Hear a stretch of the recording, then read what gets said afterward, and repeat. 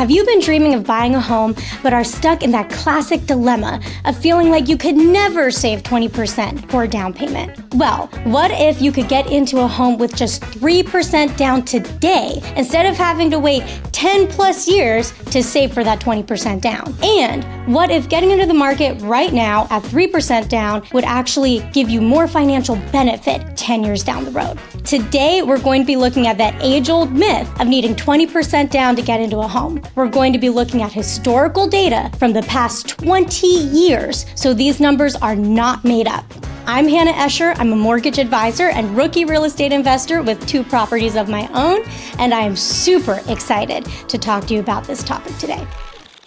We've all heard the myth that you need 20% down to buy a home. Well, I'm here to tell you you actually don't, and there are loan products out there that can get you into a home with as little as 3% down. And that's with a conventional loan. That's not even an FHA loan. If you want to learn more about this, I have another video that talks all about getting into a home with 3% down. So take a look at that. But today, we're going to be talking about what would it look like if you got into a home with 3% down now versus waiting 10 plus years to save that 20% down payment to buy a home. So let's dive right in. We're going to be looking at historical data first from the past 10 years, from 2013 to 2023, and then we're going to do a little bonus data from 2002 to 2012. The reasoning is because the market changes all the time, right? So let's look at the past 10 years first, and then we're going to see what would happen if you actually bought a home during that housing crisis that happened in 2008, and if you'd still come out on top.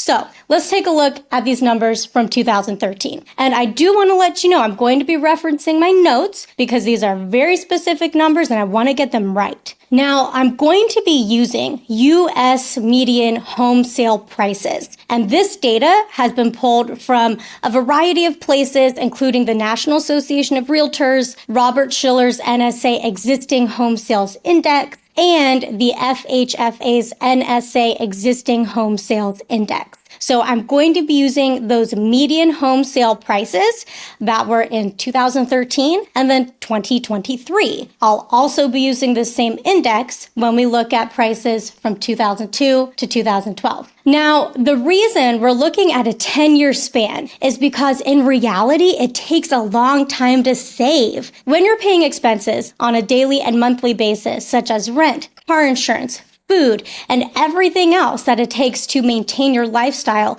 it can be really difficult to save a very large amount of money. And if you're not getting an inheritance from a relative or a gift or come into some large amount of money, which is great if you do, by the way. But if you don't, like most Americans, then it might take you a while to save. Saving 20% down in a regular market is going to take a while. So we're using a 10-year span to show the difference of if you got into the market in 2013 at 3% down versus getting into the market in 2023 with 20% down. So first, let's look at the median home sales price in 2013. So in 2013, the median home sales price in the U.S. was $191,899 as an estimate. I'm not using cents here. That just gets a little too complicated. So we're rounding up.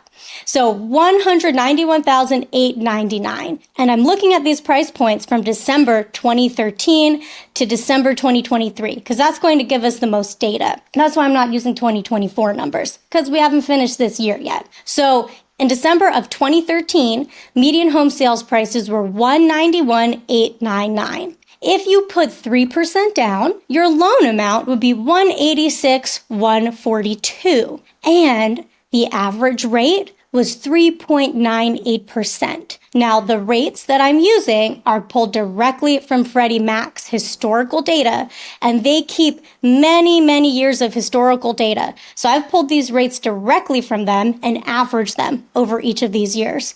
If we're looking at an estimated monthly payment that includes principal, interest, taxes, insurance, and mortgage insurance, right? Because we're adding in PMI because we only have 3% down. We're looking at an estimated monthly payment of $1,216 a month. So that's what that will look like if you purchase that home in 2013 with 3% down. Fast forward 10 years later, now we're in 2023, and the average median home sales price in the US by December 2023 was $398,714. So already you can see that the home appreciation from 2013 to 2023 was incredible. So if you took that median sales price and you put 20% down, your loan amount itself is going to be $318,971. And the average interest rate for 2023 was 6.81%. That gives us an estimated monthly payment with principal, interest, taxes, and insurance, not including mortgage insurance, right? Because we have 20% down. That brings our monthly payment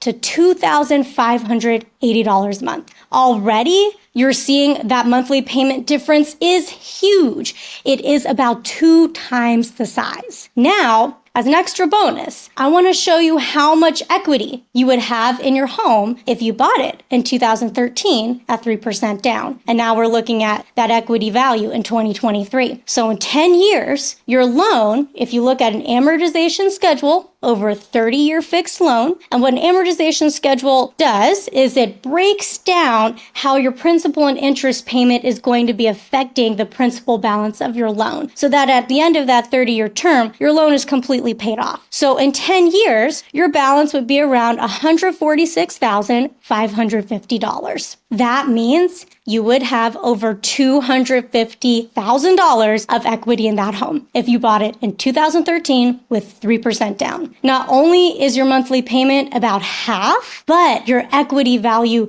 is so much higher than what you could bring in at 20% down. Now, I want to go back even further. The reason being, we all know the pandemic had a huge amount of appreciation that happened because of what was going on in the market. So I want to take us back even further and see if these numbers still hold up from 2002 to 2012, which covers a period of time when the market was in a severe downturn with that 2008 crash. So let's take a look at those numbers. In 2002, the median home sales price was $160,345, and the average rate for that year was 6.54%. So that's actually a pretty similar rate to what we've been seeing the past couple years here. So it's good to keep in mind, right? Rates go up and down all the time. So if you got into that home in 2002 with 3% down, your loan itself would be around $155,535. That takes us to an estimated monthly payment of $1,262 a month. Again, that includes principal, interest, taxes, insurance, and mortgage insurance because we just put 3% down.